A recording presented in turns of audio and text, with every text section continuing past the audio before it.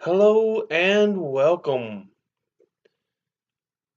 Today we are going to talk about an observational view of Fallout 76. As of yet, have yet to play the game. I know it is out fully Wednesday. I think it came out. Um, but I yet have to have a copy of my own to play. So this is an observational, um, I guess, just thought on Fallout 76 now that we've seen the beta. Um, I've watched multiple hours from streamers such as Oxhorn, Many a True Nerd,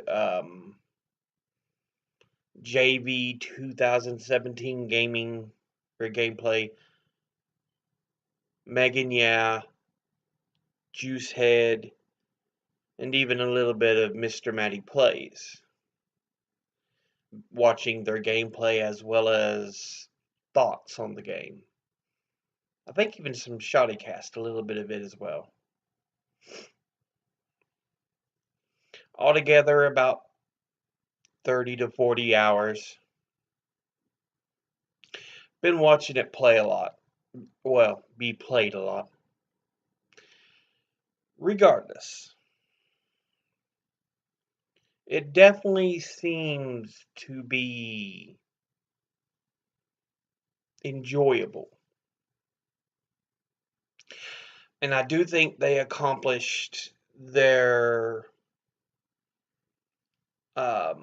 objective, which was to see how Fallout would play as a multiplayer game.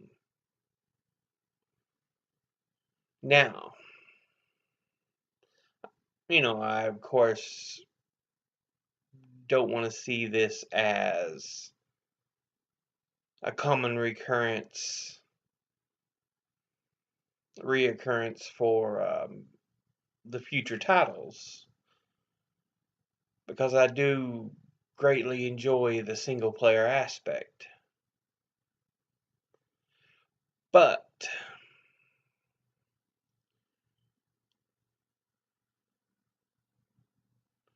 um, I think overall it seems to have really done a fair job with the idea of what a multiplayer Fallout would be like. The world is fairly dark, not, you know, brightness wise, but story. There is no NPC or human NPCs. I should make that correction. We do have super mutant NPCs, robot NPCs, um, and so on, but there's no living human NPCs. The only living humans you'll encounter are other players.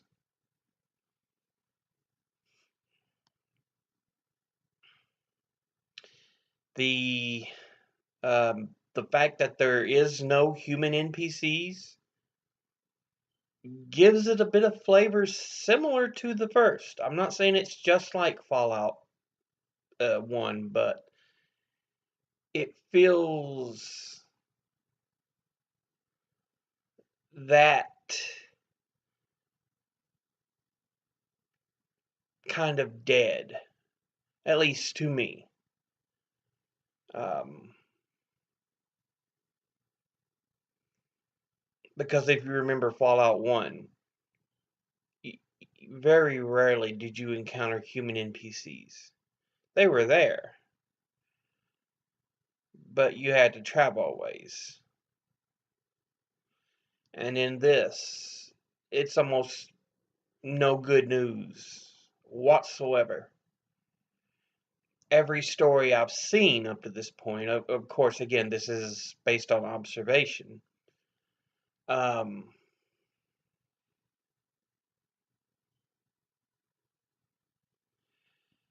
um, every story that sorry, I was just checking. It looks like the one eye squinting for some reason. Yeah, that one. I don't know what it is, but um, anyway, it is. It has a darker feel to the game.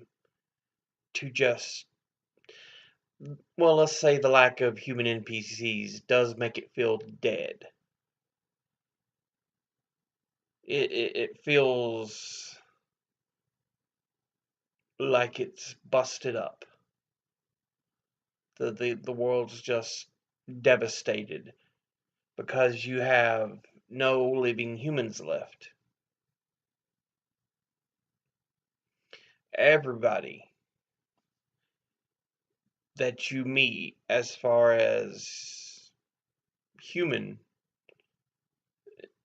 um, that's not a player, is dead.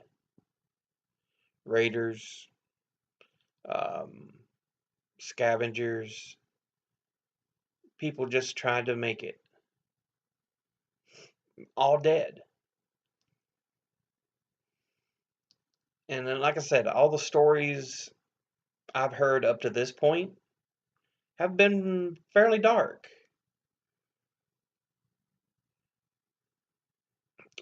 So it's got that element of post-apocalyptic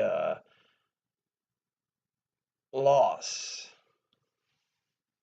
that Fallout is so well known for. Um, let's see what else. Now, the lack of human NPCs. I know there's been a lot of people complaining. Oh, there's nothing there. It feels dead. Well, honestly, if you played the original Fallout, you can go long ways without hitting NPCs until you hit a town. Honestly, there's no human traveling merchants except for in Fallout 1. I think it was what's his name, the so and so the Celt.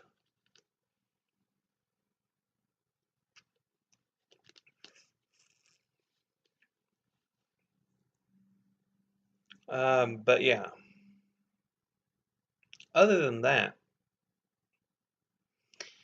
the lack of human NPCs gives it a, like I said, a very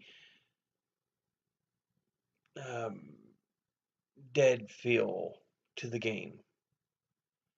It does feel post-apocalyptic, very much thanks to that. Thanks to that, it's very huge in storytelling, environmentally, at least, with all the bodies and everything. But you also have um, the holotapes, the terminals, notes. Um, so a lot of what you get is third person and environmental.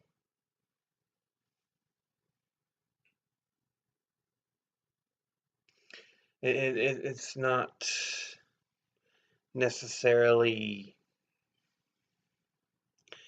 someone there to tell you something and you piecing parts together. This is, you have to look at the game from the view that everything's dead. So, like I said, as far as human NPCs, so it does have a very dark element to it. Um, let's see. Now, um,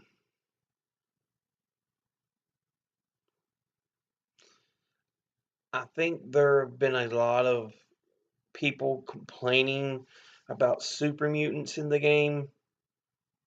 No. Super mutants were pre-war experiments. They were experimenting with FEV and on people and essentially making super mutants before the war to see how far they could get mankind's um,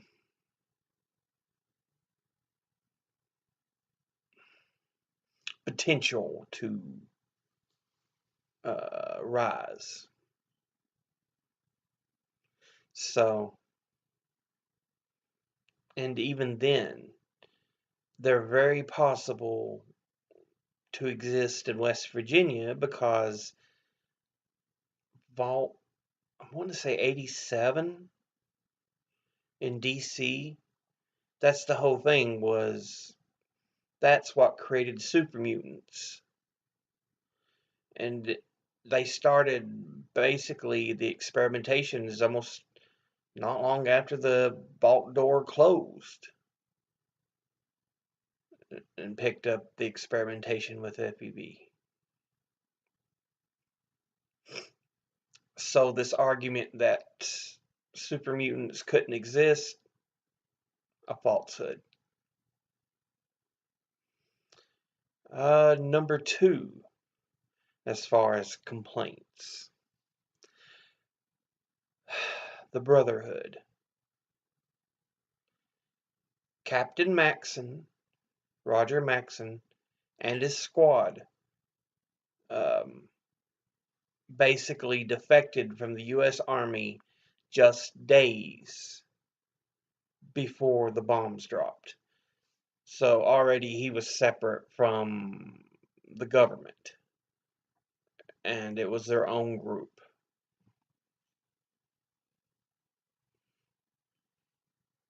So they've been in existence for a while already. This is 25 years after the bombs, and it's very, very possible that after, let's say, 5 years, they've sent, recon groups out.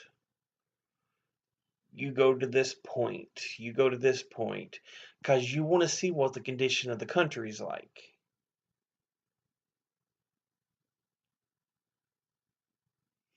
They may not have gotten full reports back, or only partial reports back about the condition.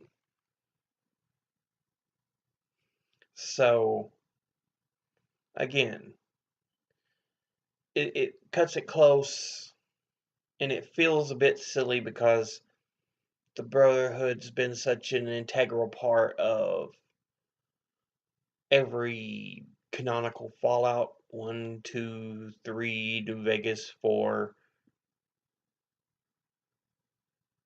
Um, that, they just had to put them in. I feel they could have gone without, but no, it doesn't necessarily break lore. Which one was it? Fallout Tactics was supposed to be to St. Louis, and Fallout Brotherhood was to Dallas. Or was it Brotherhood that went St. Louis and they had to go down to Dallas? Anyway, one of the non-canonical Fallout games. They ended up going eastward anyway. So that the Brotherhood solely stayed on the west coast of the Mariposa base. Not necessarily. Again, they may have sent squads out.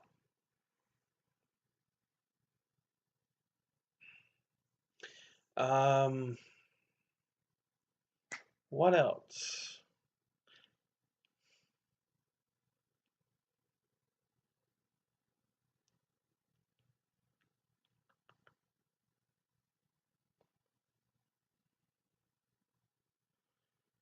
So far, I haven't seen anything too awfully lore breaking. Um,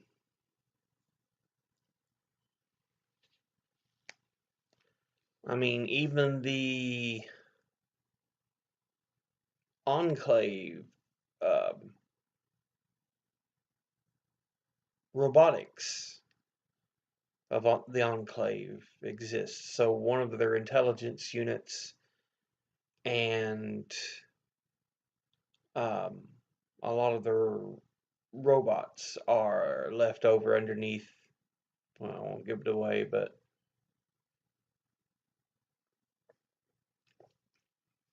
let's say they're just you end up encountering them.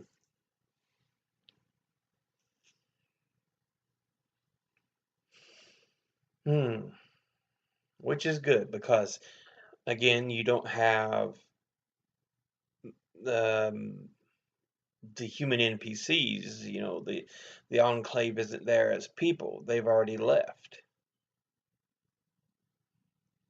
Um, but the base is still there and it's still being run by one of their AIs.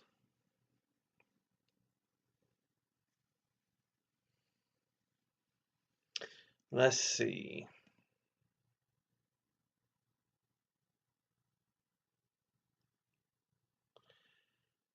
Hmm.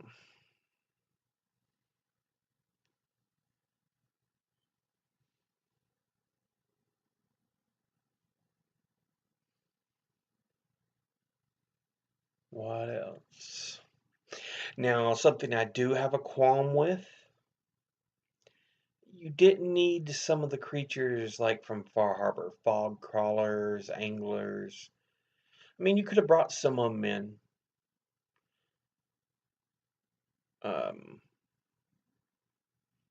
but like say only the anglers and leave the fog crawlers back, or leave the hermit crabs out. I mean, West Virginia is far from the sea coast. There's no crabs.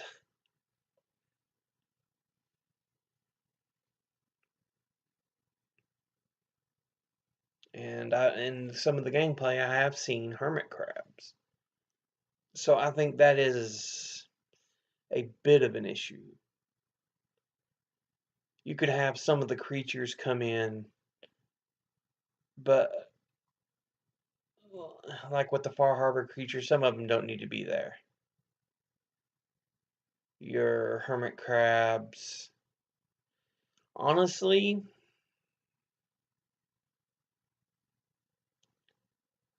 Mirelurks probably should have seen a return of lake lurks instead,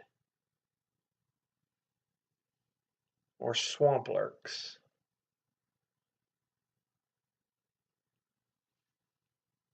Um,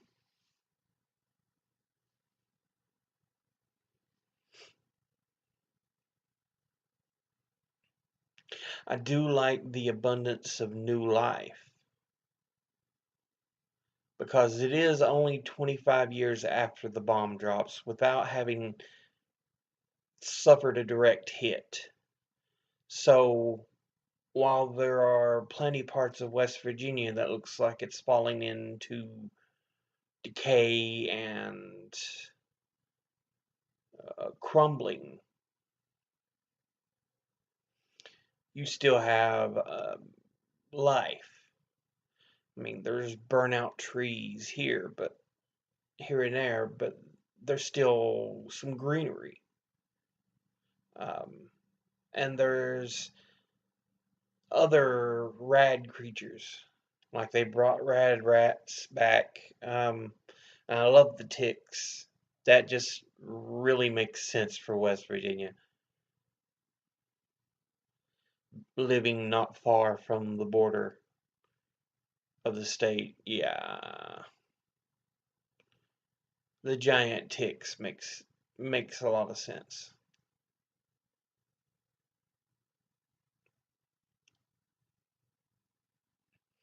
And what else? The possums. You do have possums. I've seen them myself. Um,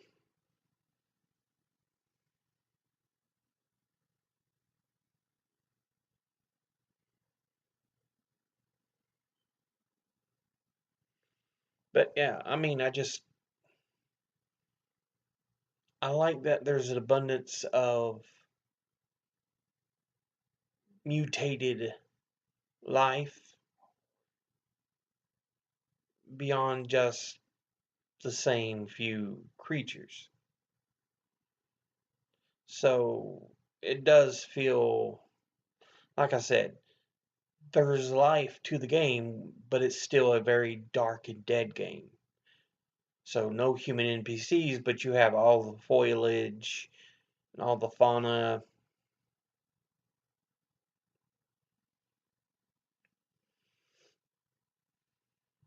And I love that you have the very hilly and mountainous terrain. Because as someone who lives in the Appalachian region, it's nice to see that. Because I was like, yeah, not everything's flat around here. And I've even seen the game where it's like just thick fog, and believe me, I've seen that same type of fog around here. Bethesda did a good job on really capturing the feel of West Virginia.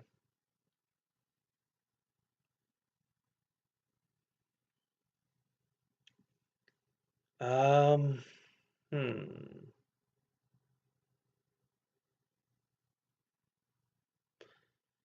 They've even got a good amount of weapons.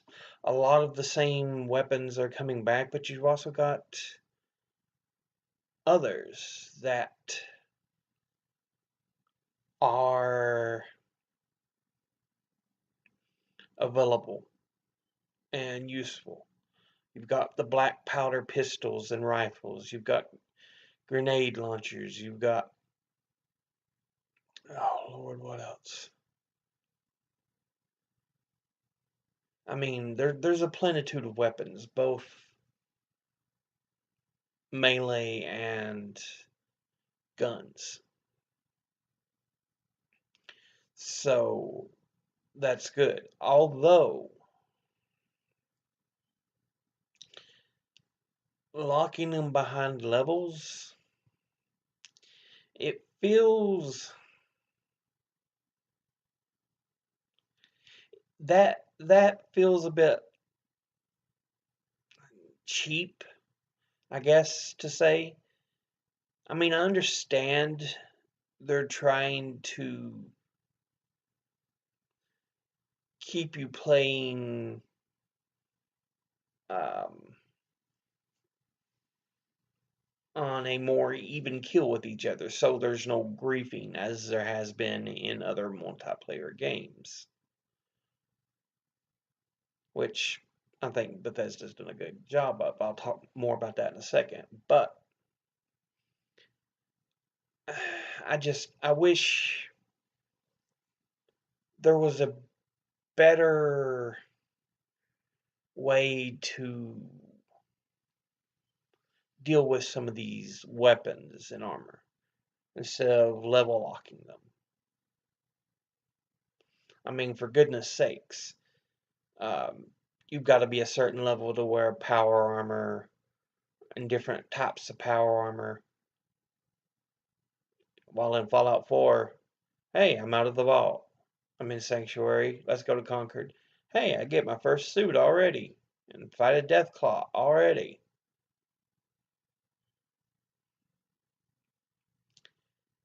Um, like I said, I understand it's to keep people on more of an even playing field, but it does feel a tad cheap.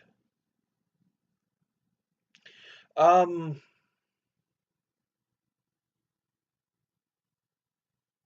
but yeah.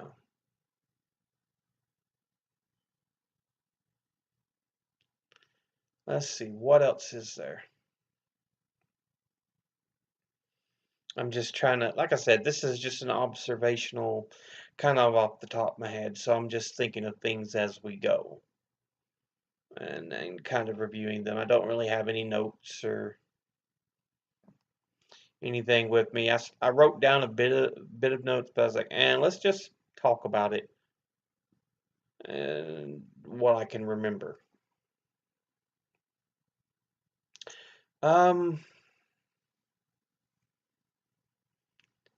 the fact that Bethesda though has done a decent job on keeping griefing held to a minimum, and I like that. I love that, as a matter of fact. It's made the game gorgeous.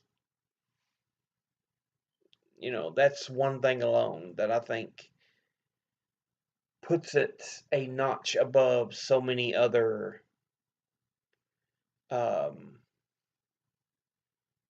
online multiplayer games. Um, you can you've kind of slowed down the griefing process so that you can't really be hurt by someone just wanting to cause havoc and chaos, and those who do get bounties on them so they can be hunted down. Um, I mean, you can't even really engage in person versus person until you're level 5. So that at least gives you time to kind of get set up into the game. Um, and like I said, where they can't really just start going at you, you can actually explore and still just journey through this massive world, because the map, they said, is 4 times the size of Fallout 4's. So by and far the map's gigantic, the largest we've ever seen for Fallout games. So um what else?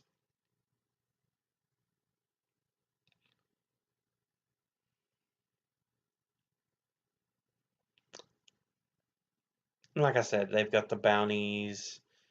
You can explore, even if they do try to start something with you, it's just the damage has been reduced to a minimum. So it's like being hit with BBs instead of actual bullets. And you're just like, I'm just trying to play here, dude. Leave me alone. So I applaud Bethesda on that one. It does put it quite a notch above. I've got to give them credit. Um, let's see what else. They have brought conditions back, weapon and armor conditions, which I like. I think it's wonderful. You don't have to use necessarily other guns like in 3 in New Vegas to repair them, but you can gather the scrap that you build everything more or less with to repair and create mods. But that junk is also used to build your home or to help defend workshops if you find one. So it's still pretty good. It's even got a minor level of Fallout 4 survival. So you do have to keep track of eating, of drinking, uh, mutations, disease, sleep some. So what else? Which I think is wonderful. It makes it um, very realistic in a sense to have to keep up and keep your eye on everything instead of I can just do all this da da da da da. It's like you have to keep up with some things. You have to keep your eye on your hunger, your thirst, what diseases you have, your radiation. Um, what other mechanics here and stuff do I want to talk about? The graphics, of course, is pretty much Fallout 4 with some tweaks to make it even better. And I honestly feel it's the best graphics for a Fallout game we've had to this point. Because you can say what you want about 3 in New Vegas being so good, but I hated that mud brown texture that was in it. I couldn't stand it. It is like, ugh.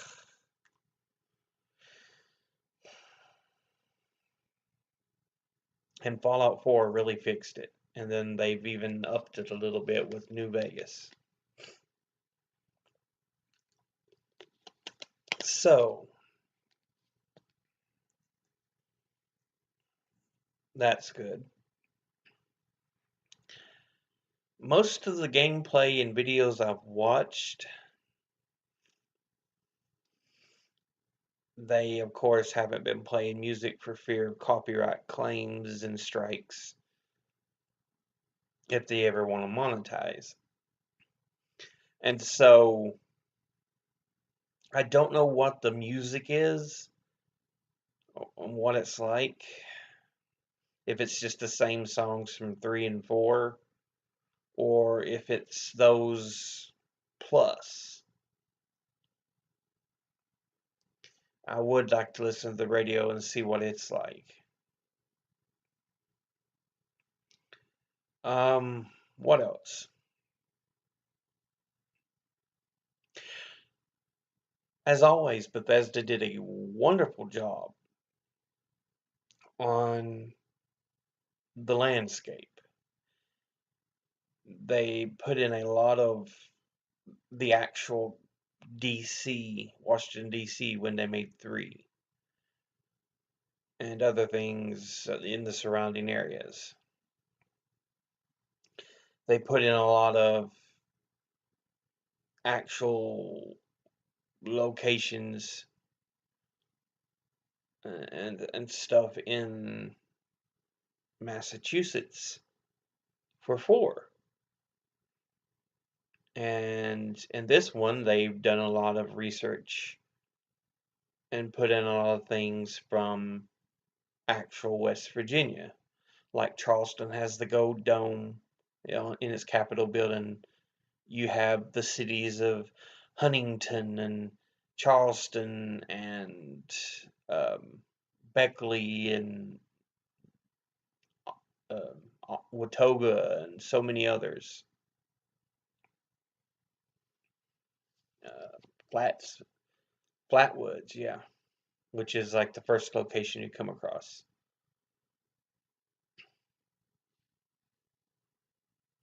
I was worried how the cryptids, speaking of Flatwoods, the Flatwoods monster, I was worried how the cryptids would fit into Fallout 76. Because you had the beast. West Virginia has a lot of um, cryptozoological lore. There's the Beastie Grafton, the Flatwoods Monster, the Mothman, um, Snallygasters. The Wendigo is not really a West Virginia cryptid. It's more in the north around North Dakota and Wisconsin.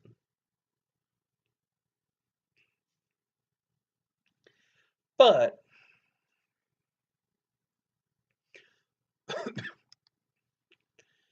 I guess that's just the way it is.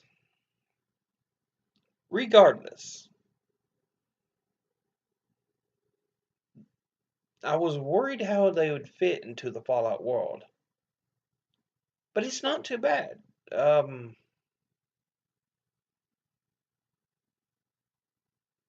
they don't feel.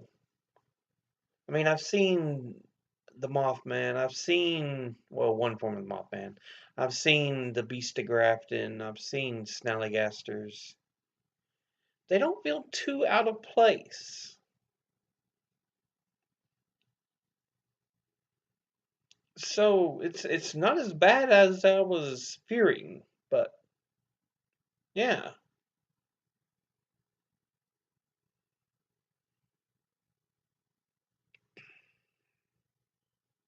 What else do we want to talk about here? Hmm.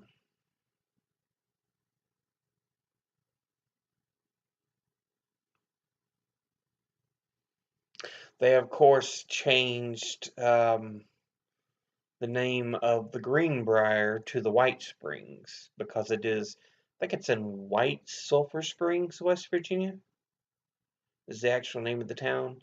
So they just named it the White Springs Resort instead of the Greenbrier. I guess it was a fear of, um, or they didn't get permission to use that name, Greenbrier Resort.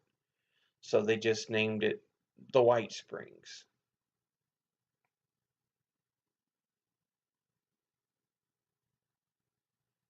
But yeah,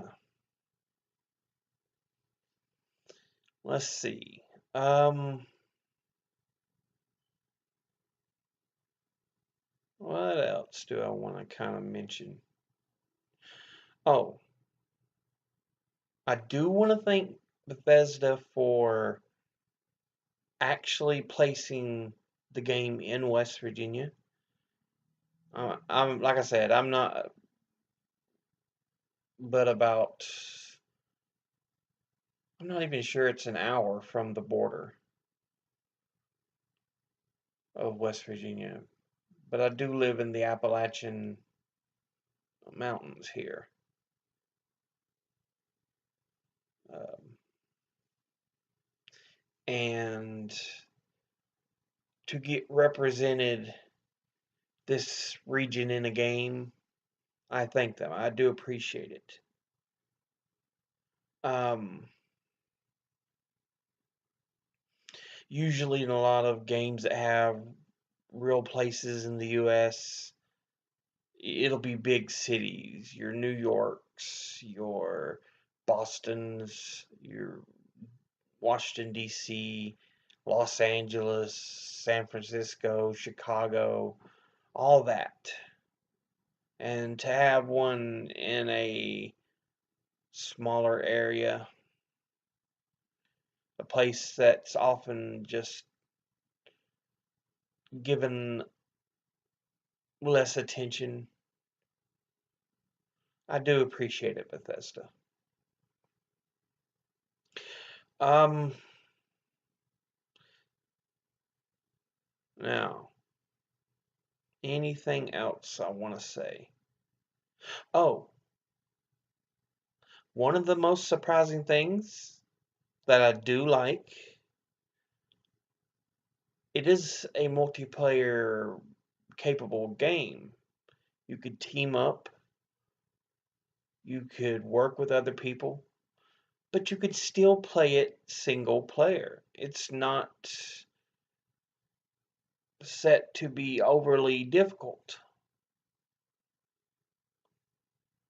Um, for people who play it alone. And I love that. It means you have a chance to really explore it on your own, to to see everything. Because there's so much. Um, I guess the last thing I do want to talk about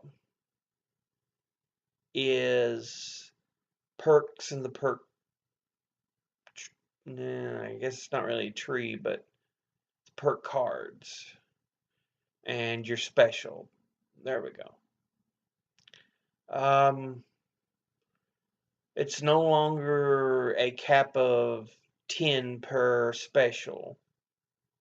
So like in Fallout 3 and 4, it was, and even New Vegas, it was 10 in strength, 10 in perception, 10 in endurance, 10 in charisma, 10 in intelligence, agility, and luck was your caps. That's as high as it'd go in any one special. It's been up to 15. I was kind of worried about that, but with the perk cards and as much world as you're exploring, it makes sense.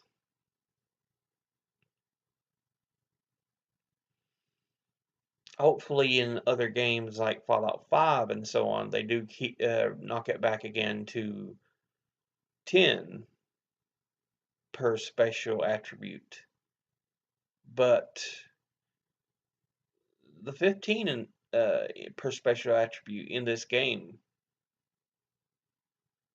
does work out pretty well. And there's a number of perk cards to use. I would focus on strength and use the strength perk cards to carry because everything now has weight. Food, drink, chems, ammo, armor, weapons, all your junk, everything. So in strength, there are perk cards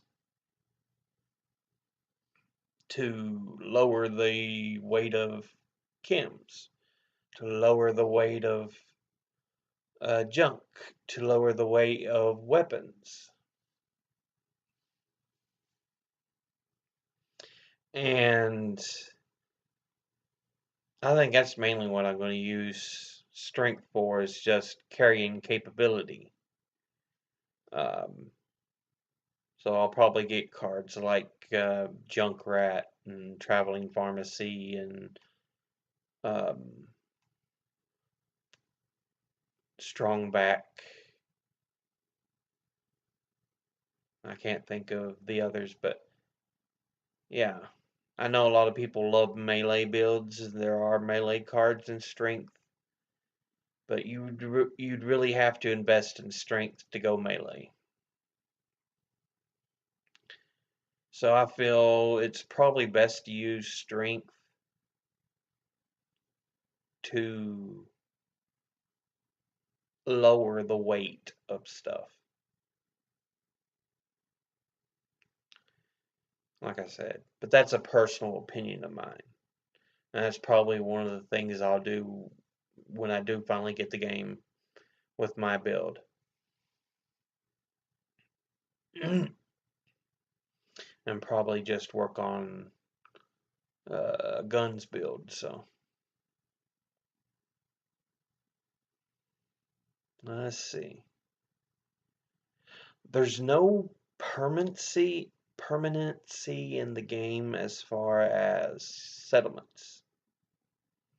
There are workshops you can claim, like in the settlements of Fallout 4, but you have to keep the workshops defended.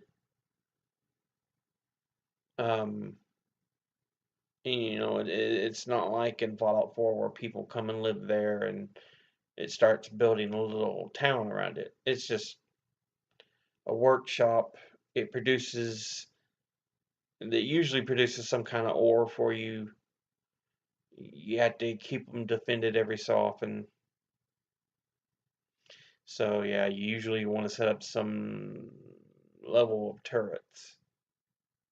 Um,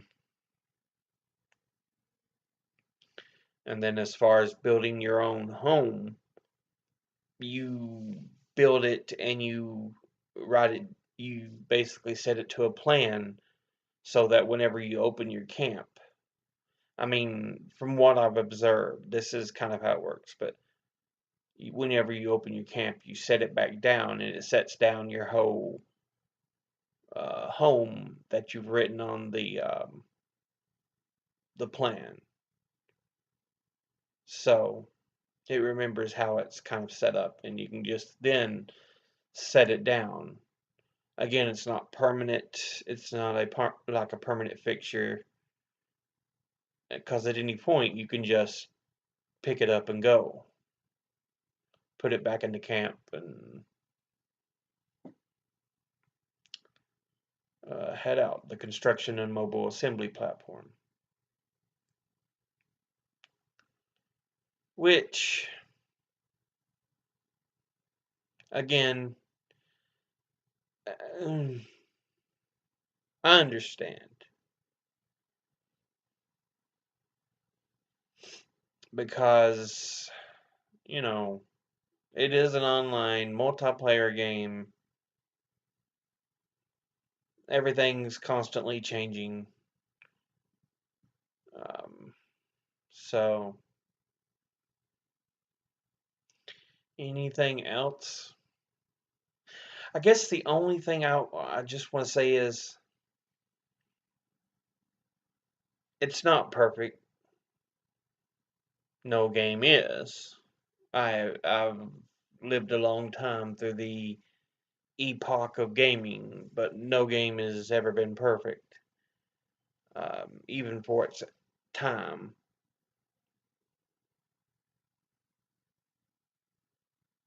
It's definitely got its flaws. It's got its issues. But I think Bethesda actually did a decent enough job. And I feel it is actually worth the purchase.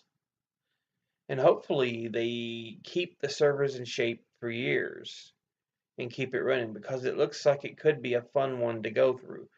Because again, I'm still playing 4 and 3 and New Vegas and all of them, as well as I'm sure others are. And so with a map this large and constantly changing with enemies, yeah, I could see it lasting quite a while. There is actual lore in it, so you do want to kind of, if you're a lore aficionado, you will kind of probably want to play it as well to kind of get an idea of what's going on. But yeah, overall, pretty good. Not amazing, but pretty good. Bethesda did a good job. And instead of the constant bickering and complaining, I say give them a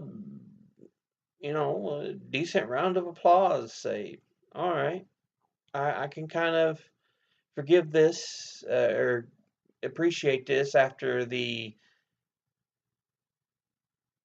subpar performance on Fallout 4. Don't get me wrong, I still enjoy Fallout 4, but there was a lot of laziness put into it when making the story, especially the ending scenes and everything. It's just, But Bethesda, you did good. I appreciate it. So, thank you. Anyway, as always, educate thyself, think, read, study, learn. Love you all, and I'll see you again next time. Later.